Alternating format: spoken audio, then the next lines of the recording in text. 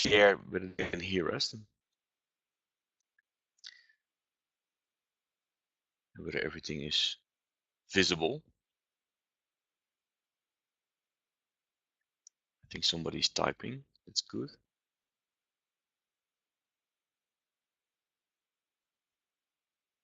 Okay, great. Okay, then we get started. It's 1 o'clock, Thursday afternoon, and we are Dutch, so we are punctual. So that's maybe the first lesson of today.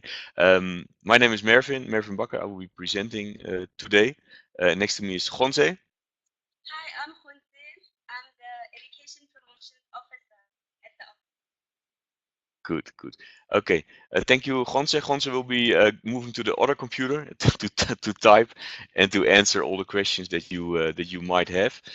As said, I'm Mervin Bakker. I'm director here of Nuffic Neso South Africa.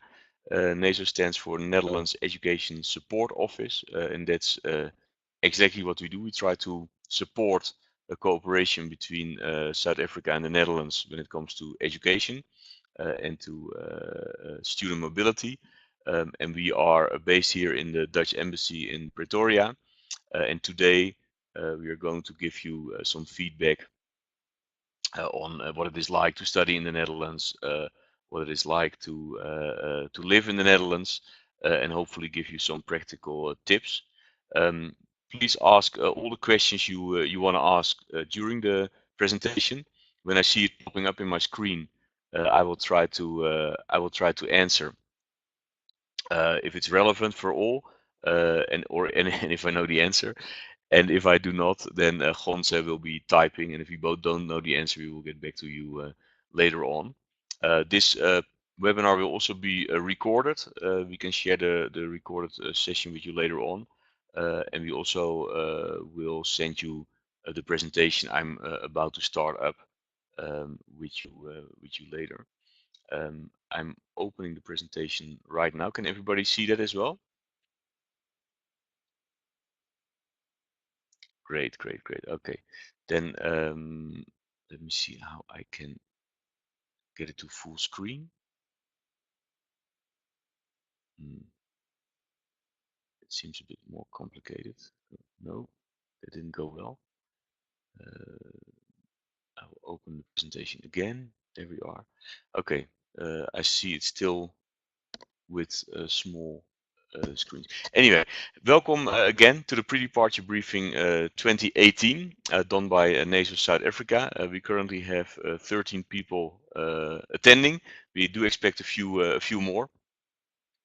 Yeah, let me start by congratulating you with your decision to go and study in the Netherlands, but also with the fact that you made it possible through a scholarship or through different funding to make it there. I think it's very exciting for any person to study abroad, and yeah, for you to move from one country to the other, whether it's for a longer or shorter period. I can imagine also has a big impact on your life and on yeah, your immediate future. So today we are going to try and yeah, discuss a few things with you. First of all, we talk about what do you have to do before you leave. And then we talk a bit about the arrival moment and the next steps then. I will share with you something about the country itself that you're probably already aware of, but just to make sure that we are on the same page. I will say something about student life and the Holland Alumni Network, but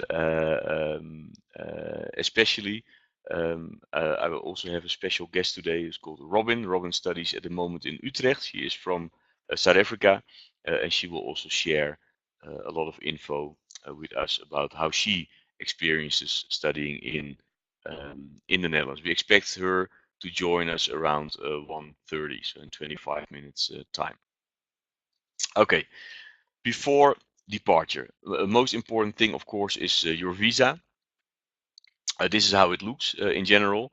This is an example from an Indonesian student. We made the name invisible, but this is how it looks like, and it's called an MVV, which is basically a visa, an entry visa to that allows you to stay in the Netherlands for a certain period of time, but it also is your entry point basically to getting a student residence permit upon your arrival.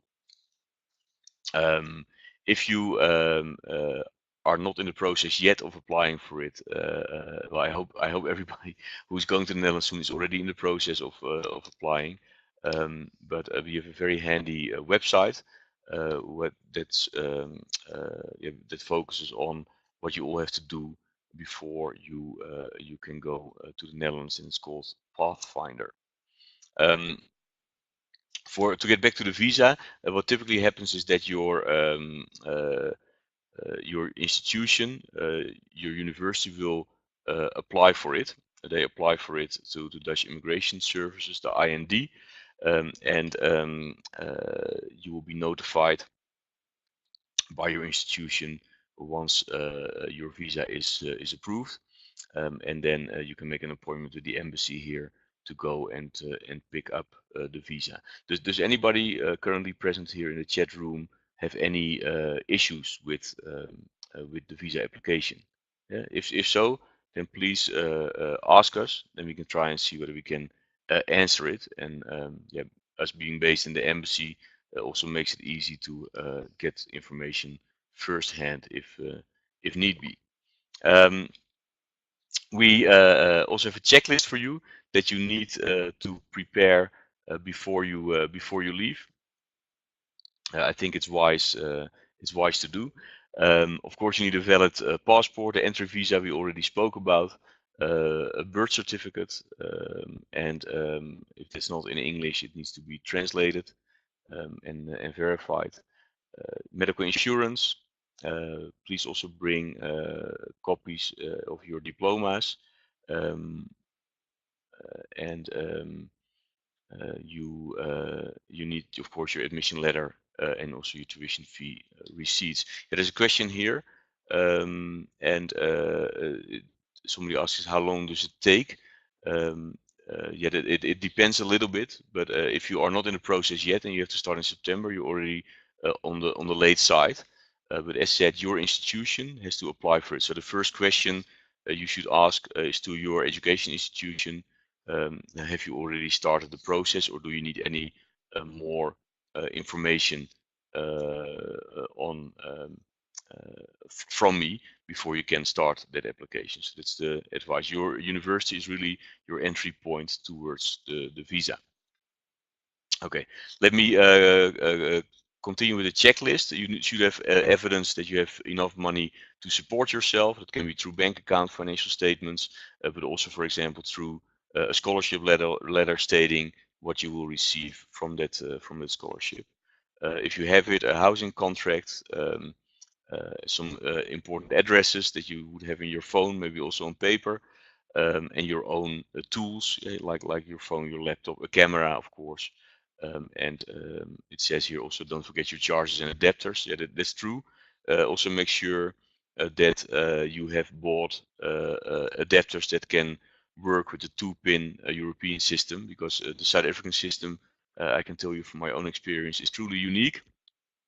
It cannot be found in any other country in the world, and you really need to bring international adapters before you leave.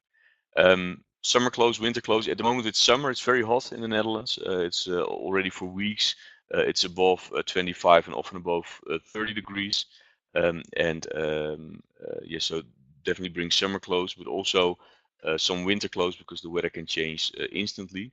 I would say typically that winter clothes in the Netherlands are a bit more in stock than here in South Africa.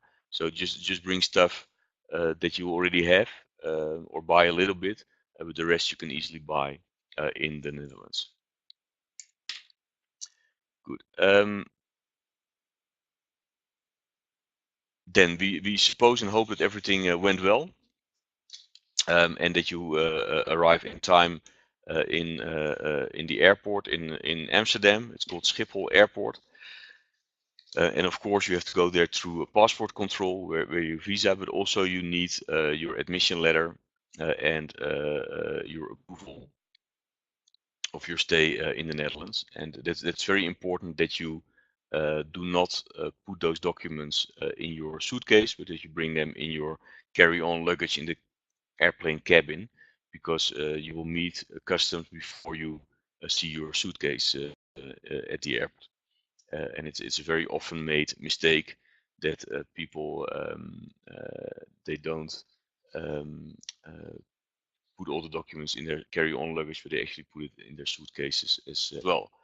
Um, then transportation from the airport. Schiphol is a very busy airport. At the same time, it's relatively safe. Although, yeah, anywhere in the world where there are tourists and foreigners, there's also pickpockets and people like that.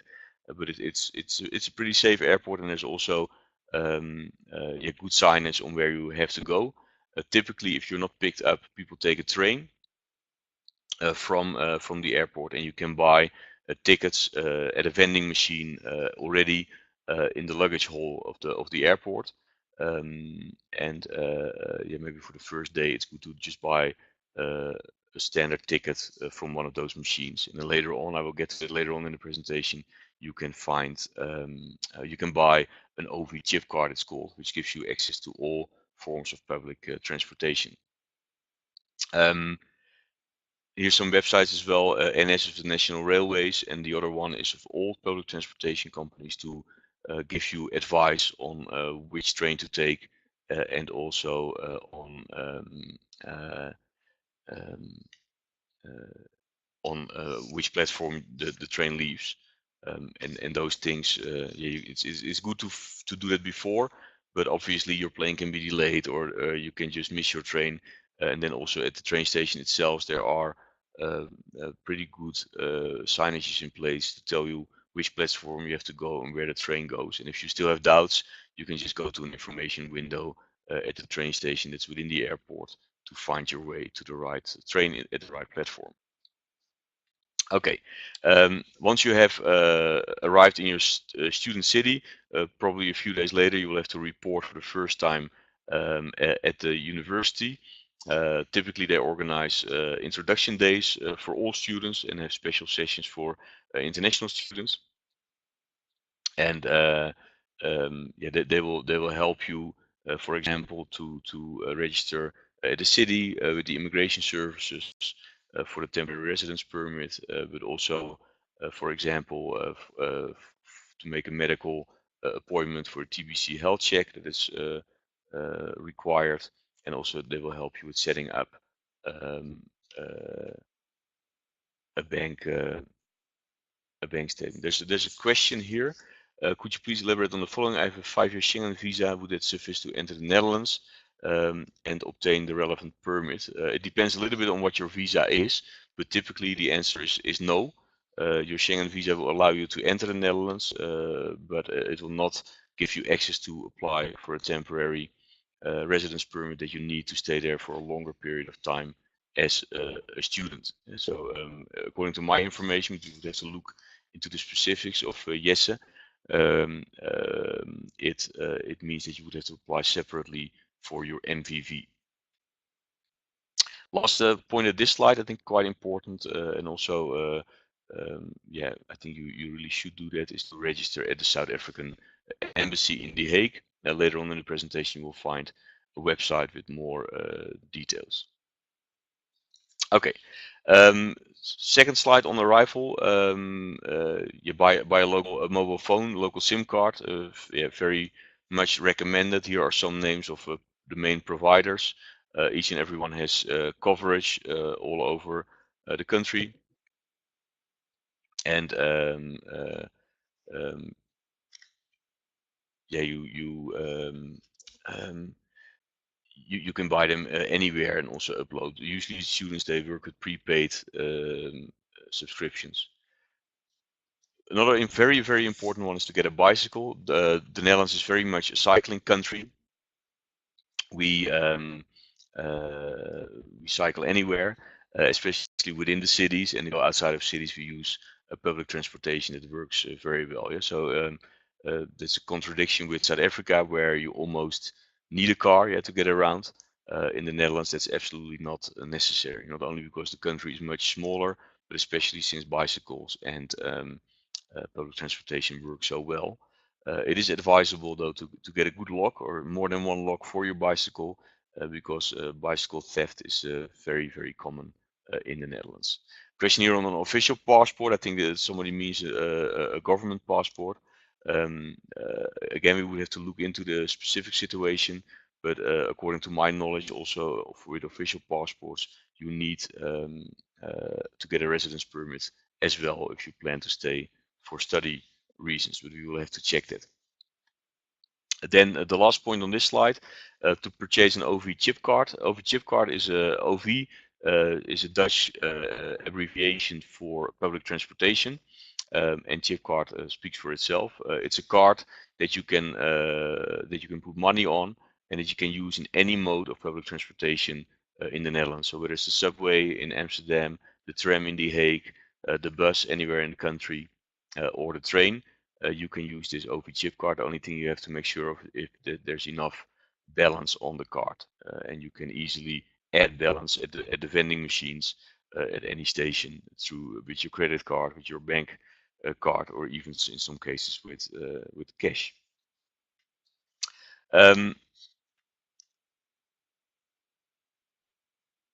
Something about the Netherlands. I'm sure that you've read up about the country. I thought we just highlighted a few things.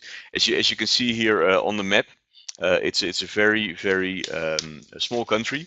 If you drive from north to south, it will take you 3.5 hours. From east to west, it's only 2.5 hours. And yeah, the roads are good. The country is very flat. Yeah, it's very quick that you can go from one place to the other, and that's yeah, a big difference with South Africa, which is yeah, a very large country and where the distances between cities are enormous, at least through the eyes of a Dutch guy like me. Also very centrally located in Europe, so that makes it very easy to travel from one place to the other. And if you take an airplane, within 1 hour you are in Paris, London, Geneva, and within 2.5 hours you can be anywhere. And that's yeah, that's one of the big advantages. You can fly. There's a lot of low-cost airlines in Europe, but there's also excellent train tracks throughout the continent, and there are also bus companies that specialize in short trips for students to go anywhere on the continent. And I really recommend you to make use of the diversity of Europe. Yeah, Europe is not big as a continent. If you would fly from Ireland in the west to let me see what I can get this to work. Yeah, from Ireland in the west to the Ukraine in the east, it would yeah take you a flight of 3.5 hours, I think, and that's almost the same as if you fly from Durban to Cape Town. Yeah, just to give you a little bit of an idea on the size. But at the same time, it's very diverse. There's a lot of different languages. So if you cross the border from the Netherlands to Germany, it's a different language. There's different architecture, differences in culture, differences in food, and it's very nice, I think, to make use of your time as a student to explore the continent a bit further, and it doesn't have to cost a lot of money. Something more about the Dutch and what makes us tick. Tulips, yeah, flowers, we're famous for that. In the background, there's a picture of water, and there's a windmill hidden behind one of the pictures. Yeah, there's loads of water in the Netherlands. We are below sea level for an important part of the country. So that also means that those in the past and currently through things that you can see here, more modern engineering things. Yeah, we are really specialists in keeping the water outside of the country and keeping our feet dry. Cheese is another one. I have to say the Dutch cuisine is not the most famous one in the world, and because yeah, we rely for that on the continent more on Italy and on France, for example. We do have good quality food in the supermarkets, and we are most famous, I guess, food-wise for our cheese. And I have to say the Dutch cheese, whether you like old and strong cheese or whether you like younger and milder cheese, yeah, you can get anything in the country. The last picture on this slide is about football. That's the national passion of the Dutch. We're currently yeah, not very good, as you might know. We didn't even make it to the World Cup last month, but we do hope to be back in the future. And I think there's a new gang of talented young players coming up. And yeah, if you make it to the next tournament, you will see that the streets in the Netherlands, they turn orange, and everybody gets crazy. And if you are in a city where professional football is played, I definitely recommend you to visit the stadium one day. Dutch people, it's always difficult a little bit to talk about yourself. So Robin, the student that will join us in a few minutes' time, is in a much better position, I think, to say something about the Dutch. But we are direct, I think, in communication. We don't, yeah, we if people ask us for our opinion, we gladly give it, and we don't really worry about what the receiver of our comments think. So Dutch people in general are open. They are yeah, direct in the communication. Yes is yes, and no is no. There's no walking around the bush in that sense. We are punctual, yeah, so you really have to be on time for meetings with your classmates, but especially for class sessions itself. Yeah, 9 o'clock is 9 o'clock, and not past nine. So you rather focus on being there 5 minutes earlier than being exactly on time, just to make sure that you are actually on time in the end. The Netherlands also very much a do-it-yourself country. So Dutch people, yeah, they do everything by themselves. So there's, for example, hardly anybody who has a driver. And all people drive themselves in cars. The bicycle, obviously, and only the prime minister and the CEO of a very big firm, they will have a driver with a car. But also in terms of your daily life, Dutch people do everything themselves. Yeah, they cook their own food, they do their own groceries, most of them clean their own houses, yeah, it's really a country where you can do a lot, and it's also organized in such a way that things are doable by yourself. Um, Privacy is important. Yeah, absolutely true. Dutch people don't appreciate it if you knock on their door unexpectedly. So if you are planning to visit someone, it's, for example, advised that you send a WhatsApp and wait for a response or a confirmation before you head over. But also in terms of their daily life, yeah, they're open, but at the same time, they will, for example, not talk too much about, I don't know, a medical condition if they've been to the doctors, or for sure not about their salaries and things like that. Male-female equality, yeah, that's very much a Dutch thing, regardless of your gender, regardless of sexual orientation. It's very important for Dutch people to be equal, and that also comes with yeah, some by effects, I would say, where people who are, for example, famous or who do something special are often mocked upon because yeah, we like people to be equal in many ways. I think you will find out later what the Dutch people are really sad.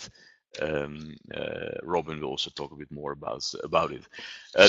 There's something about our language. We are the arrow is wrongly pointed. If I let me see. Can you see the pointer? I'm pointing now to the Netherlands. 90% of the Dutch population speaks English, and it's a lot compared to the other countries around us.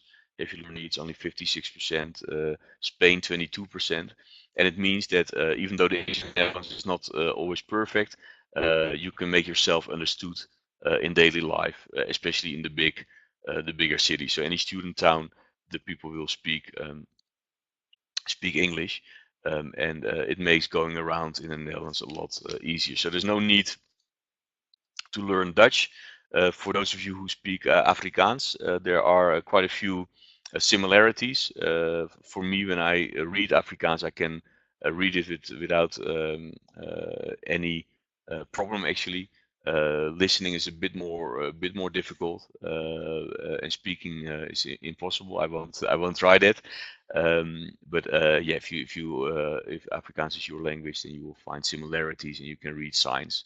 But at the same time, it's not necessary at all to learn Dutch. It is nice to learn Dutch, just to be yeah, able to communicate with a few words in Dutch, but and also to be polite towards the country where you are as a guest in the end. But I have to say that Dutch people, they hear you say one word in Dutch, and then they already see that you are not a native speaker, and they will usually switch immediately into English. Okay. Something else I wanted to show that actually this is a slide we typically present when we talk to a group of students who are thinking to study abroad, just to yeah, have a bit of a discussion on what are your drivers, what's your motivation to study abroad, and we think it's very important that you know why you are going to study. Farida here is asking, is it possible to get all this information in a brochure? Gons is already responding, and I think I know what she's typing, because there's a website. It's www.studyinholland.nl, and all the information that we are giving here today is available there, from the very practical to the more academic info that you might be looking for. Hey, but why I think it's important that you understand your own motivation, because during your studies in the Netherlands, there will be times undoubtedly when you are overloaded with work, when you are studying alone late at night in the library, when you are maybe homesick, or you have a culture shock. And I think at those moments, it's good that you realize, okay, wait, am I here? Okay, something went wrong there with the presentation. Can you still see it, Fonse? Okay, I will upload it again. Sorry for that. Oh, here we are. Yeah, cool. And if you are in at such a low point, I think it's good to remember why you took the leap to study abroad. And your motivations can be very diverse. It can be that you have an interest in a certain subject, that you want to get to know a culture, that you go there for your personal development, to build a network, to realize your career goals, etc., or a combination of all. But I do think it's important that you keep that in mind, and yeah, that you always remember what the main reasons are. One of the main reasons, also from research, and it should be actually your number one reason, is the quality of education. And we are very proud in the Netherlands that we host 13 universities that are in the top 200 of the world.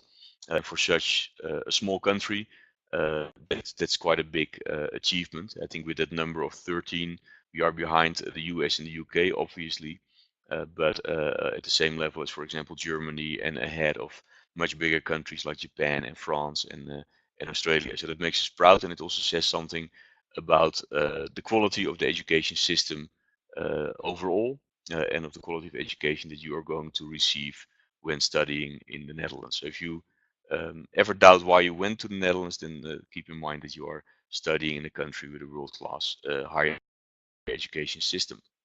Then something about the education system itself. I guess you know by now that we have two types of universities. One is the what we call research universities, and the other one are universities of applied sciences. Both universities provide similar, so University of Applied Sciences and research universities both provide bachelor's degrees, master's degrees. Research universities are unique in providing PhDs. Universities of Applied Sciences typically don't do that, and there's also a difference in the orientation. Yeah, so the orientation of research universities are more towards academia, towards linking theory to practice, whereas the University of Applied Sciences are more linked to professions, and to yeah, to make sure that people who study there are really educated to become part of the labor force. Um, The academic year is different than here in South Africa. So we start in September and we finish in June. Typically 42 weeks of lectures and exams, and in total 10 weeks of holidays. I see that Robin has also entered the chat room. Welcome, Robin. I cannot hear you yet, but maybe you should switch on your mic. Yes. Hello. Good, good. Hey, Robin, welcome. I'm going to finish my part first, and then you can continue with yours later on. Okay. And I will go very quickly through the student life part because Robin is an expert in that, and she will share with us all about it. Um, I was just saying that we have 42 weeks of lectures between September and June. So typically July and August are quiet months in the universities and also in most of the country. That's when people have their longer holiday, like you have in South Africa around Christmas. Also, the educational approach in the Netherlands is maybe different than what you are used to. A lot depends on the work that the student puts into it. So there's a lot of self-study, there's a lot of group assignments, yeah, there's also a chance, for example, to combine what you have learned with an internship, either research-based or practice-based, at a company or at another organization. I would also say that Dutch education is quite interactive. That discussion is encouraged, and not only discussion between students, but also with students and the professor, and that it's not seen as impolite to challenge a professor, but actually that it's also seen as developing your skills to make an argument. I always, in general, I think the system is really nice, yeah, to make interaction possible between students. It can also be challenging, especially when you come from abroad and you have to do a group assignment.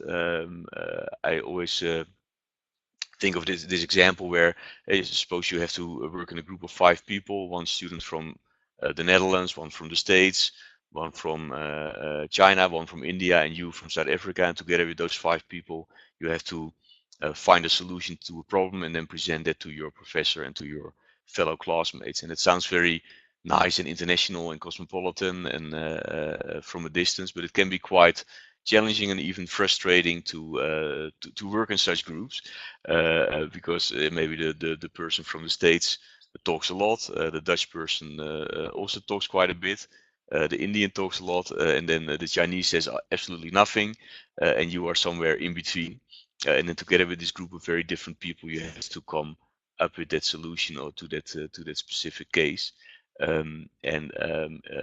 don't despair. Yeah, I think it's also helping you in the end to become a student and later on a professional that understands other cultures and other people in a better way, and it allows you also maybe later on when you achieve a manager's role to put you in the shoes of your staff and to see things from different perspectives. I definitely hope that your time in the Netherlands will also contribute to that element.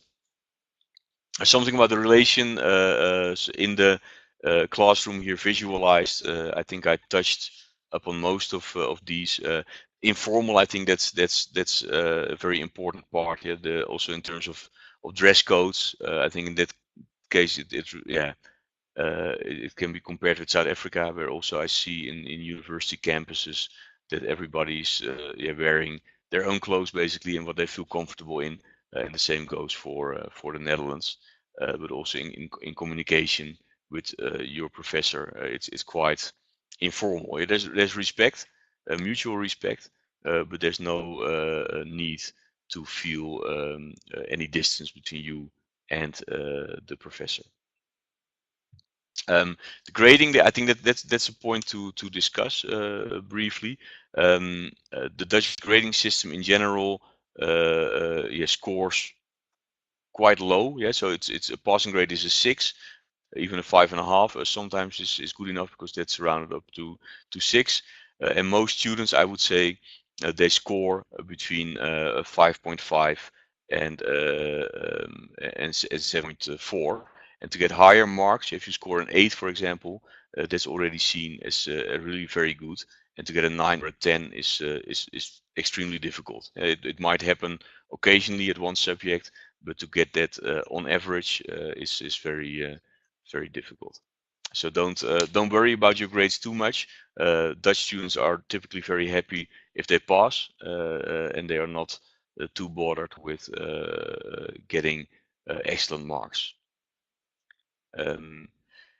The student life itself, I will leave that part later on to Robin. Otherwise, I take too much of her time and her presentation away. Maybe to talk a little bit about the culture shock or the education shock that you might face. I'm not sure how familiar you are with the theories around culture shock, but it can yeah lead to negative effects that you might want to prevent. Usually, we recognize four phases in culture shock. One is when you just arrive. We call that the tourist phase or the honeymoon phase, when everything is great and you love the country and you like everything you see. But then, yeah, over the weeks, you come into a situation that we call culture shock, and that's when you don't like anything anymore about the Netherlands, when you are very frustrated about everything, when you maybe even are a little bit depressed and you feel that you made the wrong decision. But that situation also will change for the better, and that will lead to a next phase, the third phase, that is called adjustment or acceptance. And in the fourth phase, then you have accepted all the strange things about the Netherlands, and you actually might start to love the country a little bit. So those are the phases. If you experience those kind of symptoms, if you feel that you are irritable, that you are angry, that you are depressed, that you're very homesick, that you need to sleep a lot or that you cannot sleep at all, then yeah, here are some of the symptoms described on this slide. Then we recommend you to talk about it with your friends at school, with maybe other South Africans in the Netherlands that you meet, to yeah, really look for social interaction, join sports clubs, go to parties, go to social events. And if you really feel you need more help, then there's always student counselors that are available, or student psychologists that can help you to find the way up again. Oh, here's the slide on how to overcome the culture shock, and I think I touched upon most of them. Yeah, and also stay in touch with your family and friends at home, yeah, because it's also good to discuss things with them. And luckily enough nowadays, through Skype and WhatsApp, it's very easy to stay in touch with each other. Then something about cost of living and having a part-time job or not. Life in the Netherlands is not cheap. I would say on average, definitely more expensive than what you experience here in South Africa. On average, you would have to count on around 1,000 euros. It says here 700 to 1,000, but I would say if you count on 1,000, then it can always be. It could be a bit cheaper, but not much. A large chunk of your budget will go to housing, around 400 to 600 euros a month on average. And yeah, your food, it can be, if you go to restaurants every day, yeah, obviously it will be expensive. Food in supermarkets doesn't have to be expensive. Yeah? If you buy vegetables in season, also most of the produced meats are not overly expensive. If you want to work next to your studies, then there's two possibilities. You need a work permit anyway, but you can either work part-time all year round for 16 hours per week, or you can work full-time during the Dutch summer months, June, July, and August. I'm always helpful in recommending people to work or not. If you work, for sure, make sure that you work legally, so not unofficially, or zwart werk it's called in the Netherlands, because yeah, you do an illegal thing then, and that's never a good idea, but especially not if you are a foreign resident in another country. But also, working can distract from your studies. Yeah, you have to find a balance between your studies, the most important reason why you are in the Netherlands, and working. At the same time, working gives you a different environment. It gives you some extra money to travel around Europe, for example, and it is also, I think, a good experience. I always worked when I was a student. I was a waiter in a restaurant. I was a bartender. I've worked in kitchens, and it's typically those kind of jobs. And it also makes you realize later on in life that yeah, it's quite a privilege to work in a white collar office job. Um, Almost there for my part. After your graduation, don't forget to have your degree certificate authenticated in the Netherlands, and that can be done through Duo, which is a government organization, and they explain on their website, and I'm sure that your international office in the university can explain what and how that process works. But it's always a good idea to have that done before you head back to South Africa. Here's some tips on the social level, and yeah, maybe on student housing, but also Robin can say a bit more about that later on. You typically live in a house or in a bigger unit where you have a room, sometimes with some of your own facilities, but more often than not, you share bathrooms, kitchens, and things like that. And it's a great way to get to know each other. It can also lead to some irritations at some times. So here are some tips on how to um, yeah, how to find your way around in a student house. Um, some useful websites here. As said, we will send you the presentation later on, so you can look at it at your own leisure. I think the website that Gonza just sent through, the Study in Holland website, is your starting point, and from there on, you can find all the information that's also mentioned in this presentation. Yeah, this is says Hoi Holland. Hoi is a way to say hi in the Netherlands. So these students welcome you to the Netherlands. At the same time, Hoi Holland is also an app developed by Nuffic a few years ago. If you go to our website, Study in Holland, or you just search for Hoi Holland language app, then you will find it, and it's an app that can teach you the basics of Dutch language. I think one thing we missed, and I still want to mention it, it's under the job part, is that if you are interested to also obtain some work experience in the Netherlands after your studies, there is a post study work visa, which is called the zoekjaar visa. Zoekjaar means search or orientation year, and in that 1 year after your graduation, you can stay in the Netherlands, and you can work without needing a work permit. And that can allow you to obtain extra work experience, to earn some of the money back that you've invested in your studies. But it also might be an opportunity for you to stay even longer after that. But if you want to stay after that post study visa year, then you need your employer needs to apply for a work permit for you.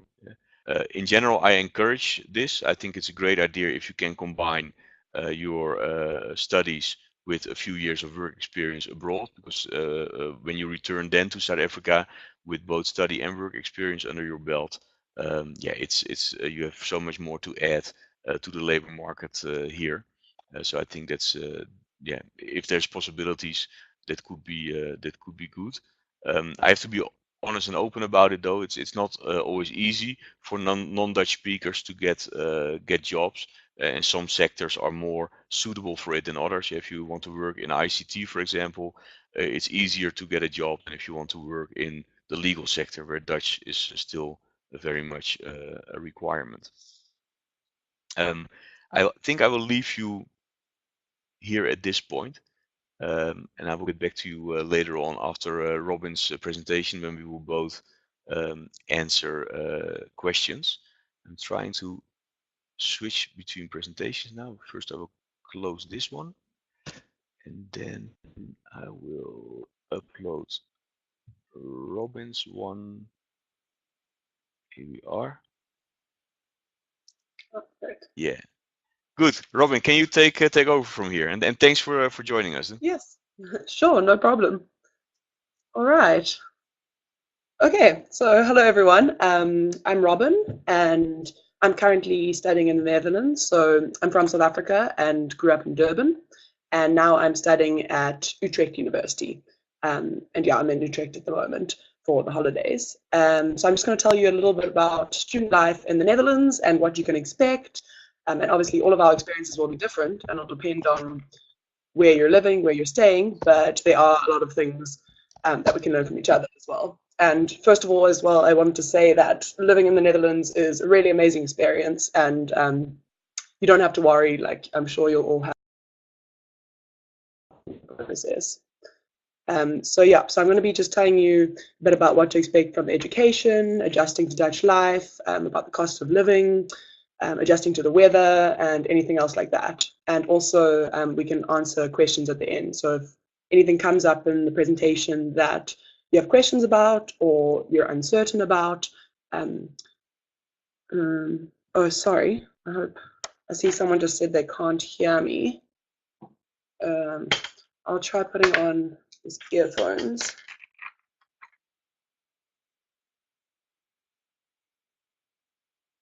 I don't know, is that any better? Okay, I'm hoping that helps. Okay, so some of you can hear, not by much. Okay. Okay, so it seems like most people can hear me. Also, if you can't hear me, you can just maybe type any questions you have or anything that is unclear or anything that's inaudible. Okay, so it looks like Grace is struggling to hear. Who else? Marongwa. All right. Okay, so I'm going to keep on speaking, but like I said, if you can't hear me, if you're really struggling, maybe type something and I can also type a response. So we can try doing that. All right, so I'll just go to the next slide. So like I said, I've got a few photos on here, just photos of that I've taken while I've been in the Netherlands. You'll see a few photos of me and some photos of my friends and other things. And I'll just talk a bit about those, as well as having some points here. Okay, so first of all, we haven't touched on this a bit, but I'll speak about the education system and my experience at Utrecht University. So all of the universities will be quite different. So like I said, I'm speaking about Utrecht, but there will also be a lot of similarities between universities in the Netherlands. And my experience at Utrecht is that it's a really impressive university, and it's not, well, from what I found, it's not too different from what I was used to at home. So I went to the University of Cape Town, and I found quite a few similarities between the universities, but then also some differences. So I think one of the main differences, which Mervyn said already, and you would all know, is that the year runs from September to June or July. So that takes a bit of time in the beginning to get used to, because obviously we're used to maybe starting in January or February and ending in November, December.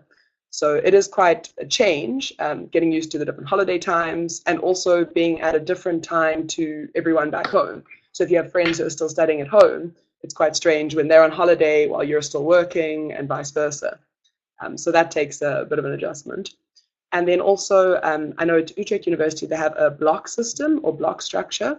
So instead of having 2 different semesters, they have 4 blocks. And each block is kind of treated as a semester. So it's much shorter than a semester, but I found that we ended up doing just as much work in a block as you would do normally at home in a semester. So that was quite difficult at first because it was a lot to be packed into one block. But then again, you get used to the block structure. And you get normally a week break between each block. So instead of having maybe a longer holiday in between, like in South Africa, when we have a longer holiday in June or July, we would just have a week between blocks and then the long 2-month holiday now. And then we also touched on this already, but the grading is a 10-point system. So I know at UCT we had out of 100%, and I think most South African universities do that. And that was, obviously it's not as difficult to adjust to that because a 10-point is similar to adjusting to 100%. But I know people coming from other universities found that a bit of an adjustment if they had an A or A plus B, C kind of system, or they had a out of 5 kind of system. So it's not too difficult for us. And also, yeah, you should expect like a 7.5 is very good. So I know people, especially people coming from the US and some other countries who do a similar system, they struggled a lot in the beginning because they thought they were doing so badly because they were used to getting 90s or getting A's, and now they were getting 7.5s, which is still really good, but for them it didn't seem like it was good. So yeah, that just takes some adjusting as well. And then I also found at Utrecht University the workload was quite heavy compared to what I'm used to. So I'm doing my master's, so it might be different between courses, and also maybe if you're doing an undergraduate degree, that could be different. But I did find that the workload was quite heavy at first. There was a lot of expectations and a lot of work going on because of the block system. But also it's something that you do adjust to. Also I found we do a lot of presentations, which I wasn't as used to at home, but here in almost every course I did, we did a class presentation, and there was a lot of group work, a lot more group work than I was used to.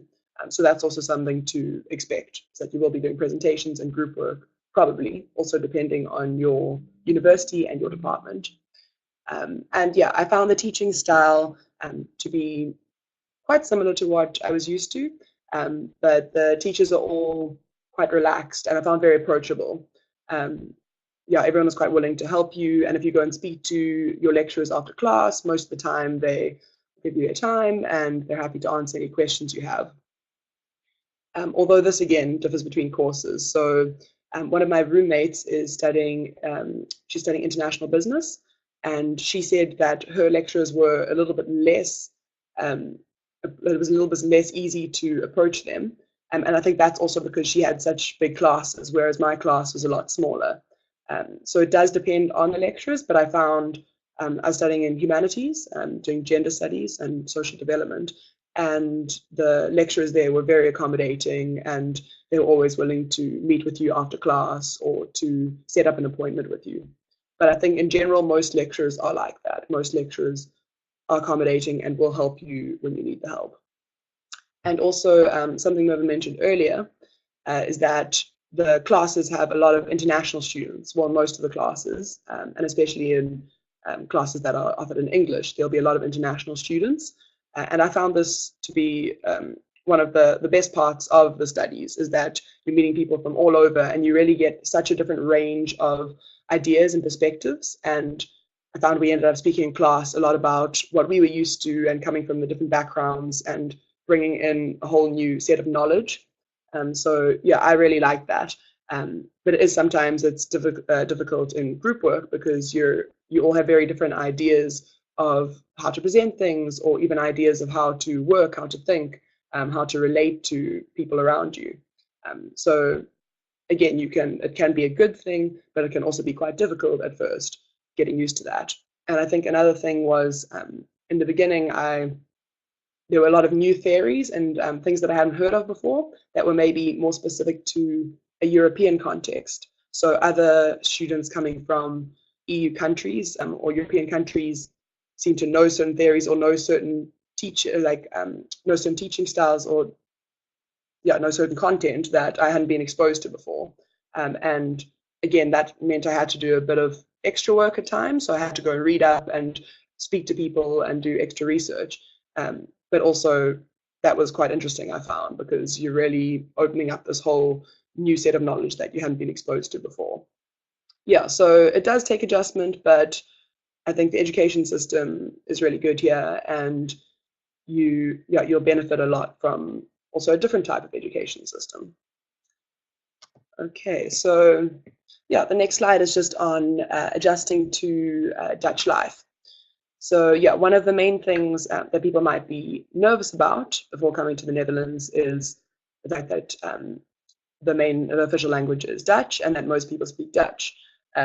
But this is not something you need to worry about too much, because majority of people here, well, I found, like especially in the bigger city areas, majority of people can speak English quite well, and you'll be able to easily communicate with them.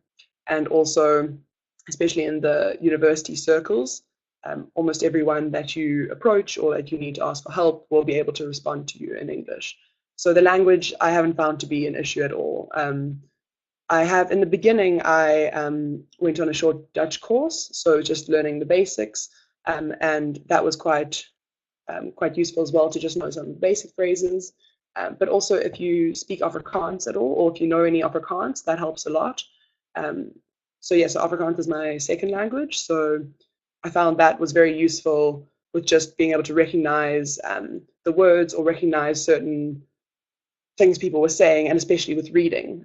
So if you do know Afrikaans, that helps, but if you don't, that's also perfectly fine, because English is more than okay for getting around and getting about daily life. I think the main thing, if you don't know Dutch and if you don't make an effort, is you can be then more isolated from Dutch communities, and you won't maybe get the full experience, but again, you'll be fine. So I'd say it would be good to try and learn a bit of Dutch, and if you're staying for longer, especially, so my program's just a 2-year master's, but maybe if you're staying for a 4-year degree or something like that, I think it would definitely be worth it trying to learn a bit more Dutch, and then you can really get more involved in the lifestyle.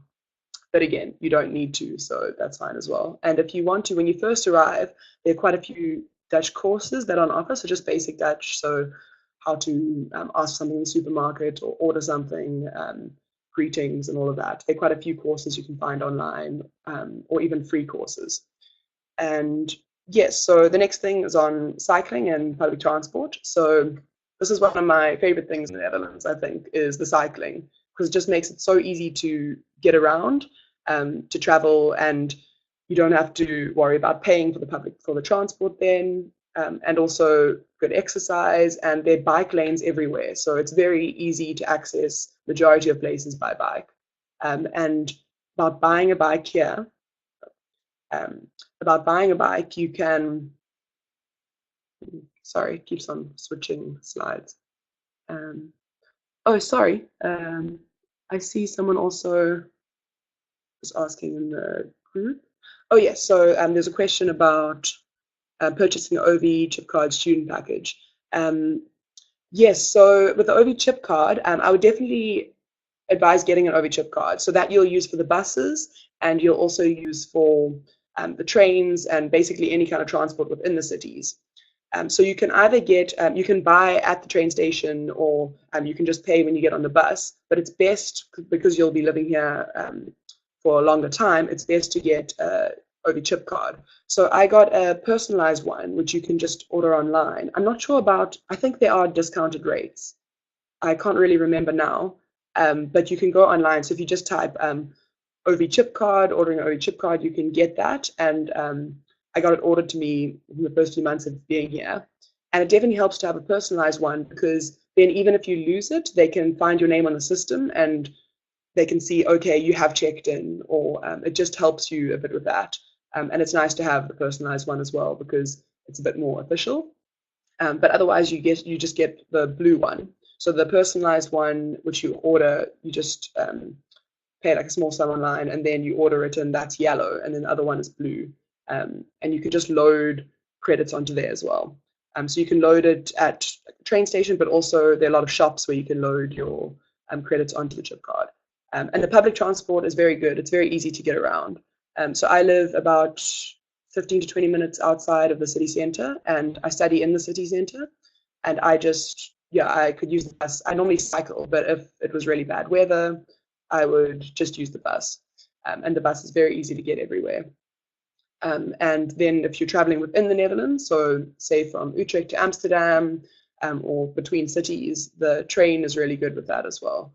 And you can get very quickly, like I know from Utrecht to Amsterdam, it takes half an hour, or 29 minutes. So it's very quick and very easy. And the things usually run on time. Sometimes there are a few delays, but it's not a big problem. Yeah, so don't worry about that. And also, although I'd still say cycling is the best. And if you do, I think there are places, if you haven't ever cycled before, there are places that can also teach you. And I know in orientation week, there were some people offering courses with that, or offering to teach people to cycle if they haven't done that before. And also about buying a bike, you get quite cheap, like discounted bikes during orientation. And there are also a lot of secondhand bike stores around the city, so you can also buy from there or online. So I found a lot of things online, and that was also one of the points, is that there are a lot of useful Facebook groups. So especially when you first arrive, I joined a lot of groups like expats in Utrecht, internationals in Utrecht, and a few of these groups. And people were posting about selling bikes, about accommodation. They also just post everyday things like meetups.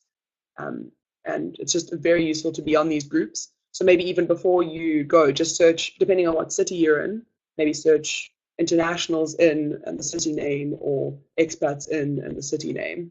And you should be able to find a group on that. There's also a group, South Africans in the Netherlands, which I'm on, which can be sometimes useful for that.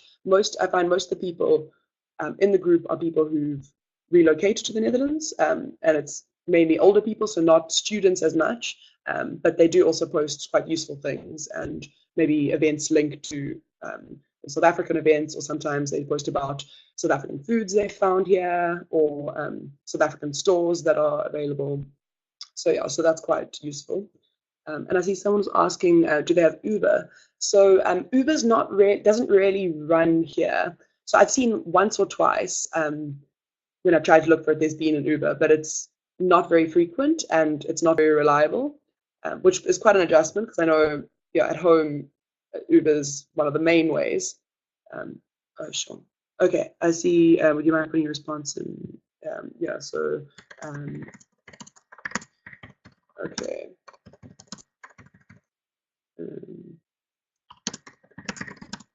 Sorry for those of you who are able to hear. I'll just quickly have a response. Yeah, so the public transport is very good, so you don't have to worry about there not being Uber. So then another thing I'd said is that, the Dutch foods. So there are a lot of the good Dutch foods, but I think in the beginning I wasn't that impressed by Dutch foods. There isn't that much or that much exciting food. But at the same time, there are a lot of little Dutch treats you get used to, and you can buy almost anything you're used to buying in the supermarket at home in the Netherlands. So most of the time, I just, also because it's cheaper. Sorry that everyone is struggling to hear me. I'm not sure why it's so difficult. Might be my connection here. Yes, so about the food, there are a lot of things like, a lot of, I find sweet treats are quite big. A lot of French potatoes are big here, so a lot of potato-based foods. And also you've got things like during different times of the year. So during Christmas time, they have kreitnoten, which are, I think I put it in the slides, these little kind of biscuit things, which are really nice. Also you got stroopwafels, which are throughout the year you can eat, and hagelslag, which you kind of sprinkle on your bread. So there are a lot of like typically Dutch foods, which are really nice to try. And then, other than that, you can find everything you're used to at the supermarkets. So that's really good, because I find most of the time I just make food at home, and can just get fresh fruit and veggies and all of that at the shops. Yes, so I said also the cost of living in the Netherlands is very high, I found. Not as high as maybe other places in Europe, but it is something that is quite difficult at first, because especially in the beginning, I was converting between rands and euros. And then every time I would see something in euros and convert it back to rands, it would be a bit of a shock to see how much it was. But after living here for a few months, I found that I stopped judging it by that. And I started to see, okay, this is this many euros, and that's affordable or not affordable. So that is something you also get used to. And the supermarkets I found are quite affordable. So the supermarkets are not too different from back home. But if you want to go out to buy food or go out for a dinner or something, that's very expensive. So I found since I've been here, I think I've been out, maybe went out for dinner about twice or 3 times. Most of the time, just cooked at home or cooked with friends. So that's a much more affordable way to do it. And yes, generally, I think the highest cost that I pay every month is the rent. And it's quite a change as well from home. It's quite difficult, first of all, to find housing, but also to find affordable housing. And I know in Utrecht, and I think Amsterdam as well, there's a bit of a housing crisis. Like students have really been struggling to find housing. But also, if you keep on just messaging as many people as you can and sign up with SSH, so the student housing, most of the time things do come up. Yeah, so that's definitely one of the biggest expenses, and also quite a shock at first, because what I'm getting here, for the money I'm getting here, is very different to what I pay back home, and for something much less. So I stay in a SSH building, so in Cambridge Lawn, which is a big student building. So I think there are about 1,000 students that live in the building. And I stay in an apartment with 2 other people. So one Dutch student and one student from Greece. Yeah, and it's a very comfortable place, but it's quite small. And we just share a kitchen and a bathroom. But yeah, I've really liked living here, but it is a little bit smaller for the amount you're paying as well. But yeah, it's very comfortable at the same time. And yes, so I'd say also tips for saving money. So one thing I think is, because it's quite expensive to buy food anywhere, it's best to, even on campus, it's very expensive to buy food. So it's best to pack your own homemade lunches, which I found was a way I saved a lot of money. And they have places to get coffee, but it's also quite expensive there. So sometimes I would take a flask with coffee in it and then just take it with me, so I wouldn't have to buy it there. So I think little ways like that can really help to save your money. And then another thing with saving money is I found cycling, because I didn't have to pay for public transport. So that was really good. And also I found, especially in the summertime, we would go out to the park a lot, or to the lake nearby, instead of going for drinks somewhere, like in a bar or something like that, or going to eat somewhere. So we'd buy food in a supermarket and go and sit in the park. So I think trying to make your social activities, trying to do money-saving social activities, if that makes sense. And yes, so Mervyn already spoke about part-time jobs. So it is very difficult to get a job in the Netherlands if you don't have a work permit, and if you're a non-EU citizen. So that, coming from South Africa, it's quite difficult to get part-time jobs unless you go through unofficial means, which is not always advisable. But I do know a few non-EU students here that have done that. So again, it's not always the best because of insurance and all of that. But I know a few people have done au pairing. So if you're really worried about the money and you want to try and look into that, there are au pairing sites, and you can then, a family will message you, so you can create an account on these sites, and a family will message you saying, we'd like you to look after our kids, or sometimes to practice English with them or something, about 2 times a week, and you can get paid from that. And I've also done a bit of online work. So my friend and I run an online editing service.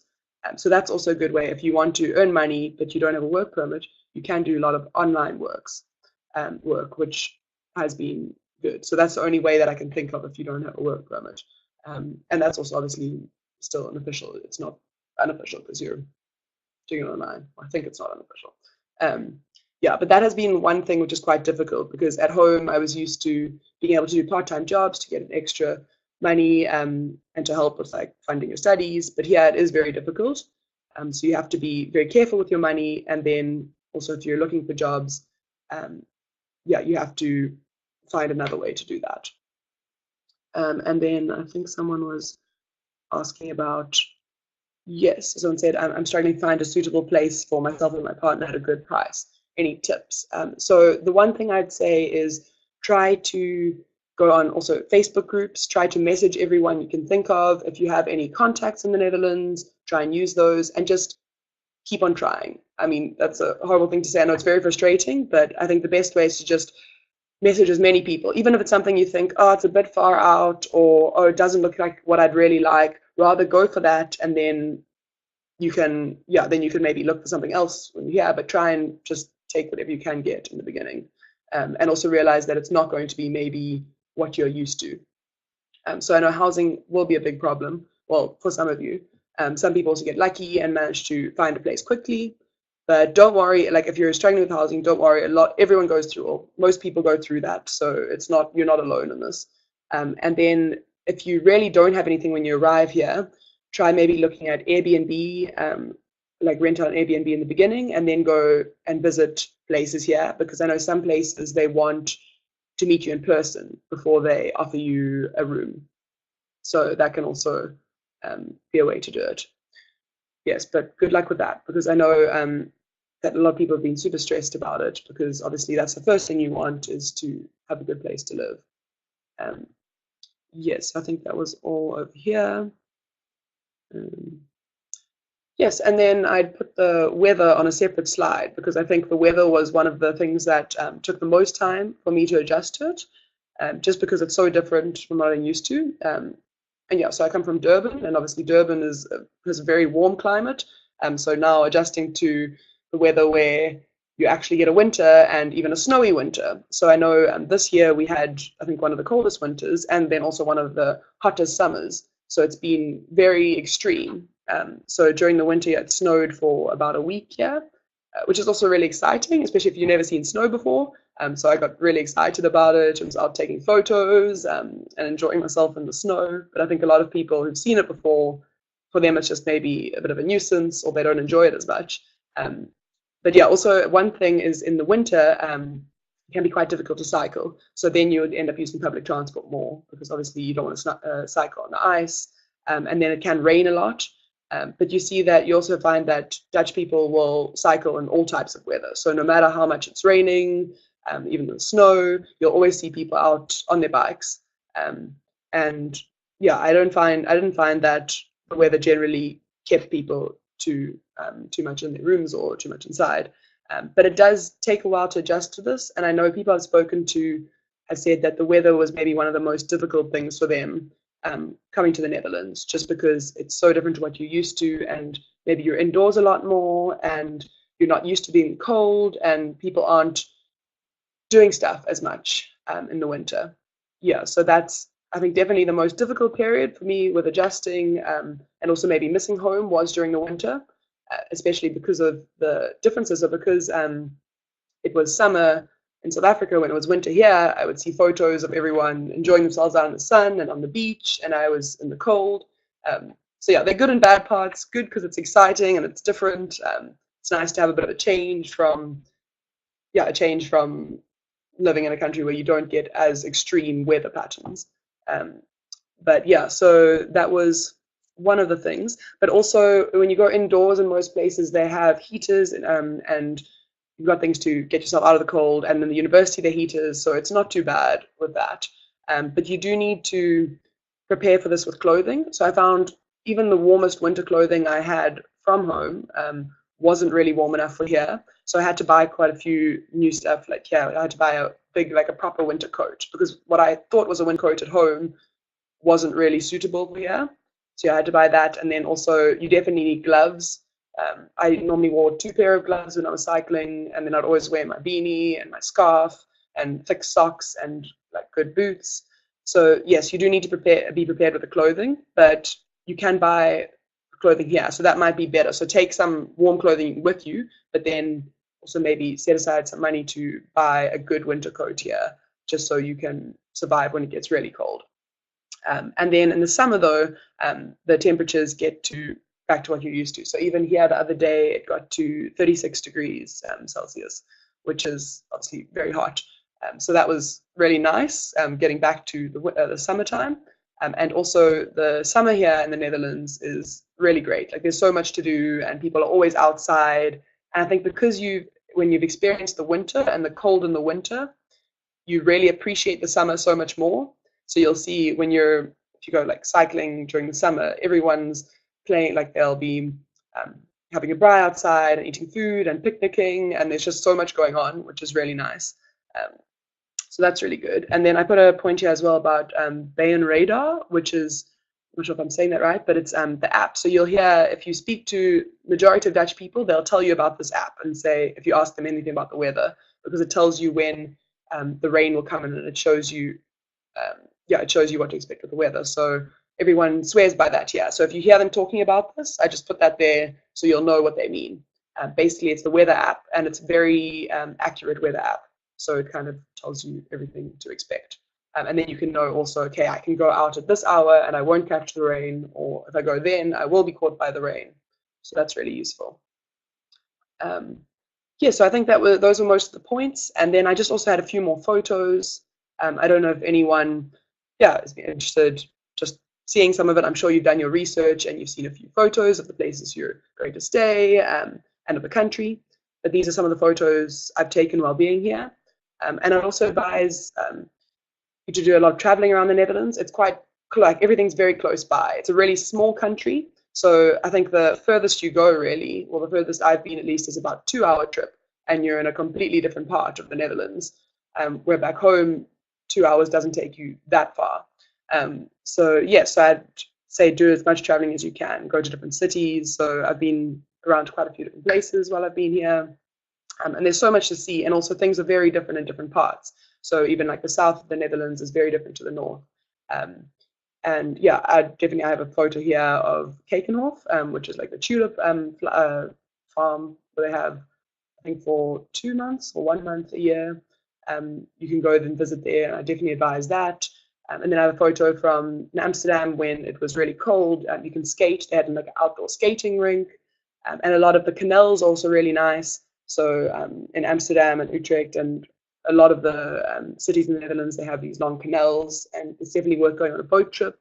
I went kayaking as well on the river, or canoeing on the river in Utrecht. So that's a really nice way to explore the city. And I know in Utrecht and Amsterdam, they have free city tours. So I did that I think it was the second week I was here. So you just meet at a certain place. I think it was at the Dom Tower in Utrecht, and they take you on a free tour around, and they'll explain the history of the city, show you different places around the area. So there are a lot of things to do like that. And also, if you want to save money, look out for these free tours. I know in Amsterdam they have that, and they have a free food tour and a free city tour. So there are a lot of things to do like that. And then I had a picture of one of the markets. So I've stayed here the whole year, so during Christmas as well. And actually, I really enjoyed being here during Christmas because there's so much going on. There are a lot of markets basically all over the country. So I think the photo I have is from Delft. So they put up this big Christmas tree, and you can walk around. It's really cold, but you can walk around and get like warm foods and just sit under the clock tower there. Yes, and what else? So definitely try and do as much traveling around as you can. And I've also stayed here during the summer. Like I said, I'm in Utrecht at the moment, and that's been really nice. So I know a lot of people will want to go home, but I just thought the tickets to go home and everything very expensive. So I decided to stay here for the summer, and it's been really great to just have some time to explore the Netherlands outside of school time, because sometimes during the term you get very busy, you don't have time to do anything. And I'd say while you're here, try to make the most of it. And also, if you want to do some traveling outside of the Netherlands, there are quite a few. I mean, it's close to a lot of countries. So Belgium is really quick. It's about a 4-hour drive or bus trip, and the bus costs are not that high. So I'd say that's definitely worth it as well. Like while you're in the Netherlands, to try and do an international trip. And there are also there are some student groups you can go on, and they do like discounted trips, and then you go with other people. So if you don't want to go alone, or you don't have people to go with, then you can take part in these trips that go to other countries, and they'll organize the accommodation and the transport and everything for you for a certain, like a lump sum of money. So that's also worth doing. And yeah, so I think that was everything I have, but I'll just look at the questions on the chat here. So you'd said, what kind of break period can we expect over Christmas? Okay, so I know for my studies, we went on holiday. I think it was the 21st, I think, of December. So it was very late from what I'm used to, because obviously at home, I think I used to go on holiday mid-November. But yeah, the 21st of December was the start of my Christmas holiday. And then I went back on the 15th, was it? I think it was the 12th of January, around there. So it's a lot shorter than you're used to, but you still do get about 2 or 3 weeks. So a lot of people do go home. I found most of the EU students, so most of the people from other European countries went home, but then my friends from other non-European countries stayed here because it wasn't really worth going home as much. But I mean, that's also different for everyone. I think a lot of people do want to go and see their families in the holidays. Yeah, so that's quite a short break. But then you have the 2 months for the summer. So I have the whole of July and August off. So then you have more than enough time then to go home. Yes, but I think that's everything I had to say. I don't know if I've missed out any questions. But yes, let me know also if you have any others. And I'm sorry about the sound for those of you who couldn't hear or weren't able to hear very well. But that's it for me. And good luck. And I'm excited that you'll all be in the Netherlands soon. Good, Robin. Thanks a lot for all.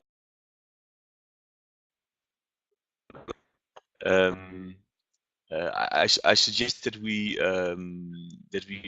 stay online for a bit, just to Sure. to see whether there's any further questions. I'm trying to get our presentation back up because then I can show you the people who are still here the contact sheet from our office, because apart from this webinar, people can always contact us with any questions they might have. But I would like to add, while people are thinking of questions that they would like to ask either you or me, here's the sheet. Here are all the contact details of our office. So feel free to email us or to give us a call anytime, or follow us on social media, or ask us questions through social media. That also works quite fast.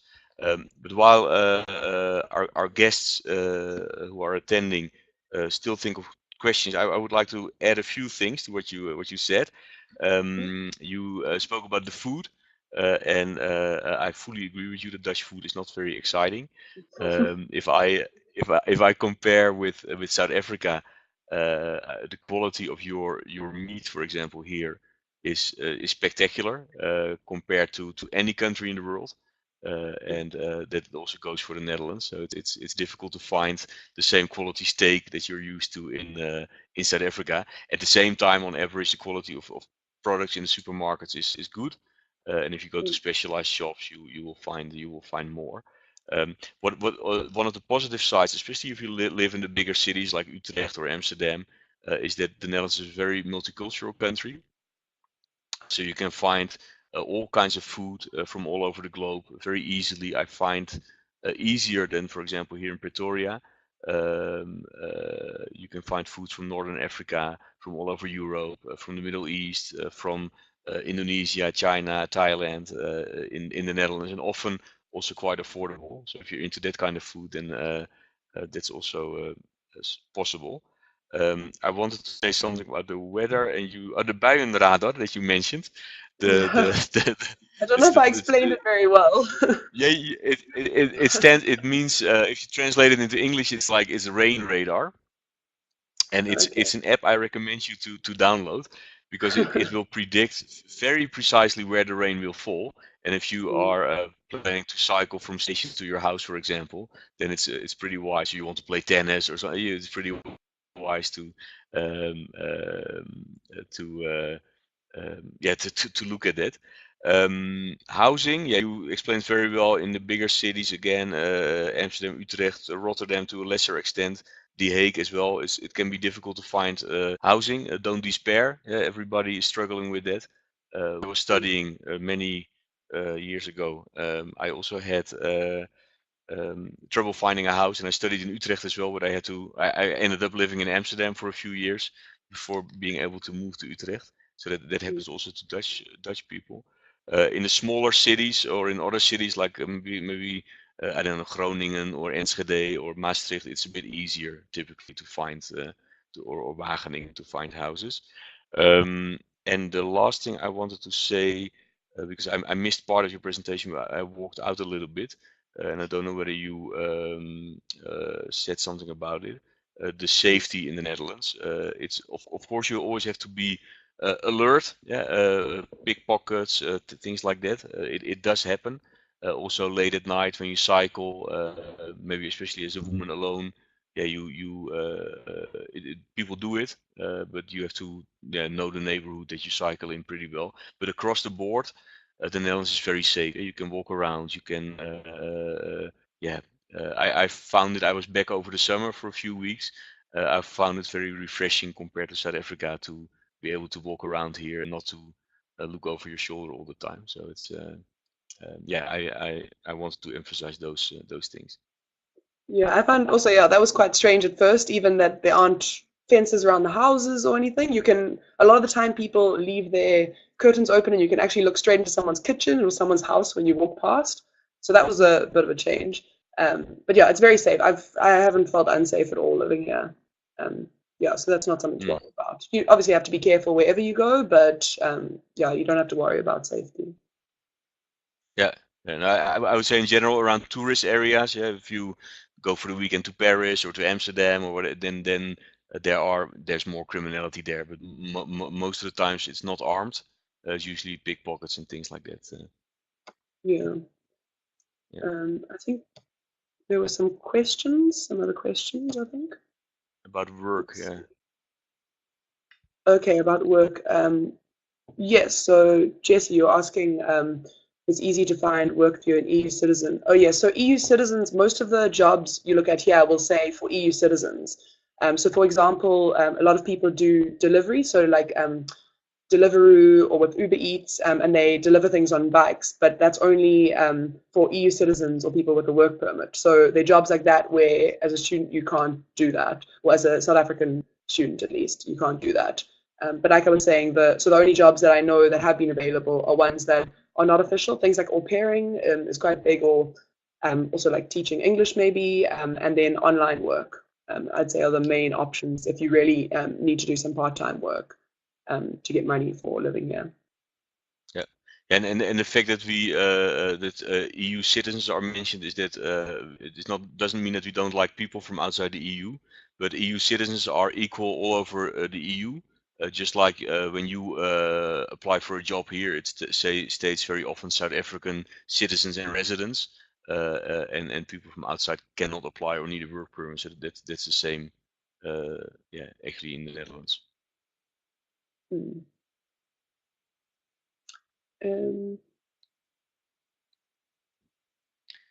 That's a question for me, I think. In which city is the business school Netherlands situated? As far as I know, and I'm finding it now online, their campus is in Buren, and it's a small city in the heart of the Netherlands. But I'm finding it while we are talking. Let me check. It's an institution where they do partly residential modules and partly distance learning, if I'm not mistaken. And I'm looking at the location now, and it is in. Let me check. Yeah, it's in Buren, which is in the heart of the Netherlands. It's not that far from Utrecht, and it will take you. I don't know. Typically, you would have to take a train to Utrecht and then take a bus from there. So that will take you up to an hour in total, I think, from the airport. Okay, I see another question as well about weather app. Are there any weather apps in English? So I don't know of any, but I normally just actually search on Google. I just search Utrecht weather, Amsterdam weather, Rotterdam weather, and then that's generally helpful. But otherwise, just ask if there's a Dutch person you know, ask them what the weather's going to be like, and I'm sure they'll have an update for you. So that's probably the best bet. But I don't know. I don't know if anyone else knows of any weather apps in English, but I don't personally know of them. Yeah, but it's best just search online. No, same here. Yeah.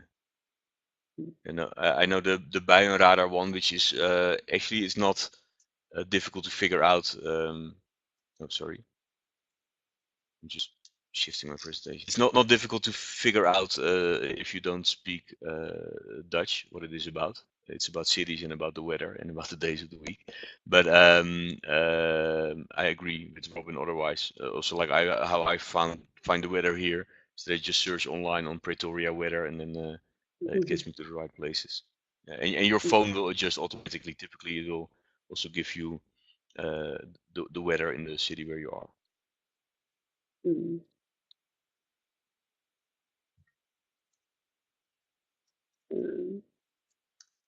Yes. Okay, I just typed the name of the city of the business school, Netherlands. It's not a city; it's more of a village, I think. Any other questions? Good, good. Okay, cool. Then I think what we will do, we will end our webinar here. I don't mind leaving it open for a little while for people who want to contact each other. So people who are attending, if they want to exchange details to be in touch with each other, that's great. We will leave our details up as well, so you can make note of these and contact them. Two final things I'd like to say. First of all, Robin, thanks a lot. There's a last question. Thanks a lot for your participation and for your time. When are you planning to graduate? Next year, around September. Yeah, so I'm still here for another year. Okay, cool. Okay, well then maybe you can meet some of the people, the fresh people who come in. Do you have any Yeah. contact with fellow South Africans there, or is that limited? Yeah, not too many actually. Yeah, I think I've only met about 2 other South Africans here. Yeah, but I've met quite a few people from other African countries. And yeah, I've mainly found in my course I've stayed together a lot with other like people from non-EU countries because we've had to work out a lot of things together. But yeah, not too many South Africans. But I'm always up to meeting other South Africans. So if you do need any help, and also maybe I'll see you around, or you can send me an email as well. Yeah. I plan to be in the Netherlands halfway for different reasons, but also partly for work. We might try to look into a possibility of organizing a South African student dinner or something like that, or some drinks, and then probably Utrecht is a good place to do it because it's in the middle of the country. So let's see whether we can work something out. It would be nice to see faces and to meet people and to hear first experiences from you guys as well. So thanks again, Robin. Good luck in your further studies, and please stay in touch. Thanks also for all of you attending, and yeah, especially I wish you a safe trip to the Netherlands. I hope you find what you want intellectually. So you have to study hard, but especially yeah, enjoy the experience of being an international student, because I know from my own experience that studying and working internationally will change your life forever, and mostly in a good way. So enjoy the ride and take care. Thanks a lot.